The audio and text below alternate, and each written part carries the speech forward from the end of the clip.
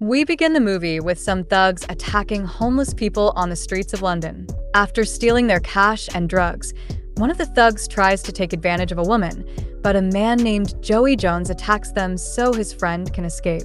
Because he is drunk, the thugs easily overpower him. After beating him repeatedly and fracturing his bones, our protagonist manages to escape from his attackers and takes refuge in an unoccupied apartment. He walks through the rooms and grabs a bottle of alcohol. After vomiting in the bathroom, he decides to take a shower and cut his hair. Meanwhile, one of the attackers surprises Isabelle with a knife. After getting dressed and putting on a beret to cover his bruises, Joey starts checking the apartment and finds several coins. At that moment, the owner receives a call that plays a pre-recorded voicemail message. From it, Joey discovers that the owner's name is Damon, a successful photographer who will be out of town for several months. While checking the owner's mail, he finds a credit card with its access code. He goes to an ATM and decides to withdraw some cash to buy a bit of flour, then starts drinking alcohol and bumps into a couple. The woman's boyfriend steps in, and our protagonist begins to remember the war.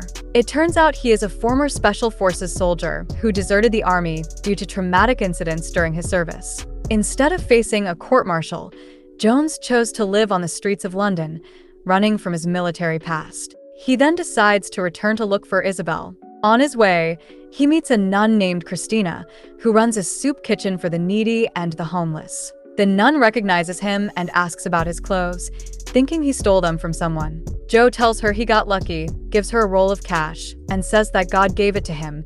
She should use it for whatever she needs. The next morning, Christina tells her supervisor that one of the homeless men gave her £500. She doesn't know what to do with the money. She heard that he was a Special Forces commando who killed many people in Afghanistan. Her superior tells her that's what soldiers do. It doesn't mean he's a thief. A donation is a donation. If they hand it over to the police, the officers will probably spend it themselves. Since the sister wants to attend the farewell performance of a very famous dancer, she decides to book a ticket for the show, but she's told that the tickets are sold out. The only available seats are in a box, which costs £500. Awakening from a nightmare about his past, our protagonist starts seeing hummingbirds all around the room. Suddenly, he sees a body hanging from the ceiling. He grabs a gun and begins shooting at the birds, but in the end, we see it's all just visions and hallucinations caused by the incident with his crew in Afghanistan. A few hours later, the ex-commando seeks out the sister for help. He needs antibiotics for his wounds and can't go to a hospital because of his military past. He tells her he's running from a court-martial, was in a Special Forces unit, and has 2 broken ribs. One of the fractures is infected. If the infection spreads to the bones, he will die. Christina agrees to help and tells him that she has been asking about his friend Isabelle. Jones says he doesn't remember anything from last night, and the nun reminds him that he showed up saying he got lucky and that God had helped him get some money. Jones decides to drop the subject and asks about his friend. Christina tells him that she used to come for food, but she hasn't seen her lately. The ex-soldier gives her the apartment address and asks her to give it to Isabelle if she shows up. Determined to change his life, the ex-soldier gives up his vices and starts taking medication. Using the apartment owner's car, he puts up posters around the city to find his friend. A few days later, Isabelle leaves him a message saying everything is fine and that he should stop looking for her. She doesn't want to cause problems. She agreed to work for the thugs for a few weeks to make enough money, thanks him for caring for her, and assures him she'll call when she returns to London. In the next scene, we see that Isabelle has been kidnapped by a human trafficking network. Several days later, Jones receives an unexpected visit, the apartment owner's neighbors. To keep them from calling the police, the ex-commando lies and says he's the owner's boyfriend, who allowed him to stay in the apartment for a while.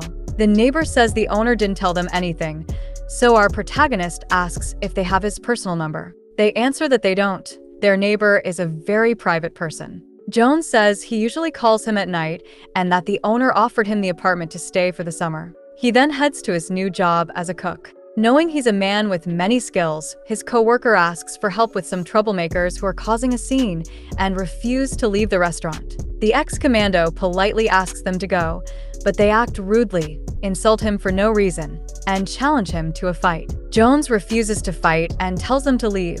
It's already too late, and they'll miss their train if they keep wasting time. The thugs surround him and try to catch him off guard, but our protagonist quickly takes them down without much effort. Noticing the commotion, the restaurant owner is surprised by his combat skills. Without hesitation, he decides to introduce him to his boss, an important crime leader in London. Choi is involved in criminal activities, including human trafficking. They say it's hard to find Chinese boys willing to kill, and his military past will be very useful. He should know their business is a bit unusual. He'll make a lot of money on every deal, and he'll be working with his new partner nicknamed Monkey. In the following scenes, we see our protagonist carrying out several jobs for the mob, beating rival organizations to show who's in charge, torturing men to extract information, and trafficking illegal substances. Taking advantage of the mafia's profits, the ex-commando starts sending food deliveries to the soup kitchen, and thanks to that he earns the nickname Crazy Joe Angel among the people in need. Sometime later, our protagonist runs into his ex at a supermarket. It turns out the ex-soldier had a daughter with her. Seeing him in a suit, Dawn angrily complains that they have to live on £25 a week since she lost her job, that she pays the landlord with her body. She starts throwing items off the shelf, and the ex-commando hugs her to calm her down, gives her a roll of cash, and promises he'll keep helping her. That night, the nun receives a donation that includes an invitation from Joe. Christina decides to visit him and thanks him for his donations, but says he doesn't need to buy things for her. Jones asks her to sit. He usually feeds needy people, and tonight she'll be the one receiving the meal. The nun says she accepted his invitation because she has news about Isabelle. They found a girl's body. Her police contact gave her some photographs. She was found dumped on the riverbank, and they need help identifying her. Jones looks at the photos and starts asking questions. The sister tells him the police think one of Isabelle's clients killed her and that the police will handle the case. The ex-commando says the police won't do anything. They don't even care. He slams the table in fury, and the sister rebukes him, calling him a hypocrite. He researched his work for the Chinese boss. They say he traffics illegal substances. Isabelle's autopsy revealed she was drugged. He's indirectly linked to her death. Once calmer, Christina takes his hand and tells him that when she was high a few months ago, he gave her a roll of cash which she spent on herself and hasn't slept well since. She called her sister in Warsaw, who sold several things left at her house. She pulls out £500 and gives it to him, apologizing. The ex-commando says he doesn't need it, but the sister says she's very sorry about what happened to Isabelle and knows how much he loved her. She urges him to think of all the other young women and do the right thing. The money she's giving is honest money. He should use it to start an honest life. When the sister leaves, Jones follows her to ask her at least to accept his gift. In the next scene, we see thugs attacking homeless people to steal their belongings. Suddenly, our protagonist appears and asks if they remember him. They pull knives, and the ex-commando takes them down in seconds. He breaks one man's arm and forces him to take an overdose before killing him with a kick. He interrogates the last one about his friend. If he refuses to answer, he'll kill him with a spoon. The thug tells him there was a regular who hired her, beat her, and always asked about her. One day, he went too far. They don't give names to stay anonymous, but by appearance he seems around 30 and has a scar on his face. That's all he knows. Before leaving him unconscious, Jones tells the homeless to alert him if the thugs bother them again and throws money to them so they can buy food. A couple hours later, the sister receives a letter from Joe saying he has information about Isabelle's killer. The letter also contains an invitation to a private photography showing. At the event, our protagonist notices Christina wearing the dress he gave her. Jones is surprised and says she looks good. The sister explains she accepted his invitation because of the information about Isabelle and wore the dress because it's the only nice thing she owns. Jones says the guests think he's a successful photographer. He expected a different kind of event and never imagined there would be photos of naked men everywhere. He shares his description of Isabelle's killer and asks her to pass it to the police. For now, it's all he has. Leaving the event, Christina tells him she used the money to buy a ticket to the dancer's farewell show. She's watched her since she was a child. The dancer is 42 and still performing. Christina always wanted to be like her. She tries to imitate one of the dancer's moves and almost falls. Joe grabs her, and she asks if he's still a gangster. He says he still has things to do, and that when summer ends he'll leave the organization completely. He mentions the apartment owner returns on October 1st. Christina insists it's fate. She almost falls again, but Jones catches her. She looks him in the eyes and asks for a kiss, then leaves repeating the description of Isabelle's killer. The next morning, Jones is stopped by the neighbor as he's about to get in his car. Tracy says he looks very different. The black suit fits him perfectly, and asks if he only likes men. He replies that it's an interesting question and that lately he's felt very attracted to religious women, especially nuns. When he goes to collect the mob's money at a restaurant, the owner refuses, saying Mr. Choi only deals with Chinese suppliers. If it's true Jones works for the mafia, he should tell his boss he'll send a check. Jones replies he'll take cash. The owner pushes back, and the ex-commando neutralizes him. The owner's kids try to defend him but are easily taken down. The restaurant owner attempts to stab him, but is neutralized again. In a moment of anger, the ex-commando considers killing him, but ultimately leaves him alive. As Jones turns to leave, one of the owner's sons grabs a gun and demands the money back. Jones turns and shoots him in the arm to avoid killing him. Because of the incident, our protagonist draws police attention. After investigating, 2 officers question Christina about Jones's whereabouts. When the ex-commando shows up, Christina tells him the police came to interrogate her and she lied to protect him. Jones asks about her police contact, and the sister says the officers laughed at her when she gave them Isabelle's killer description. They told her the information was too vague and they weren't interested in investigating because Isabelle was a sex worker. They're more interested in investigating him. Jones says sometimes you have to seek justice with your own hands. They get into the van and Christina asks him about what happened at the event. Jones tells her he asked her to kiss him, and she did. Christina reveals her insecurities. She doesn't understand why he wanted to kiss her. Jones says she's a beautiful woman. If he kissed her, it's because he wanted to. The nun opens up about her past. Her father forced her into gymnastics. She wanted to be a dancer, but her father refused. Her instructor abused her when she was 10 years old. He did it 17 times.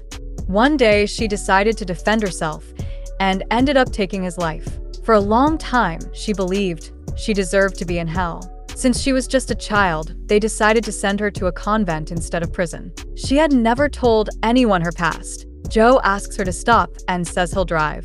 When they reach their destination, the ex-commando says goodbye, asking her to take care of herself. While Christina speaks with her superior, it's revealed that she plans to travel to Africa and continue her duties at the Valley Mission in Sierra Leone. Africa has always been part of her life project. Her superior asks her reasons, and Christina replies that there are too many distractions in London. She'd like to leave any day after October 1st. Returning to our protagonist, Jones tells his boss that he needs information about one of the clients. His boss replies that he doesn't have any, but will take him to his superior so they can discuss it. It turns out the boss is a woman known as Madam Choi. Joe says that men who are violent with the girls cause too many problems for the organization. They attract too much attention. Madam says they refuse to deal with such people. Jones explains that he's looking for a violent man who attacks girls around 30 years old with a scar above his eye. The boss replies that she knows him. He usually wears expensive suits.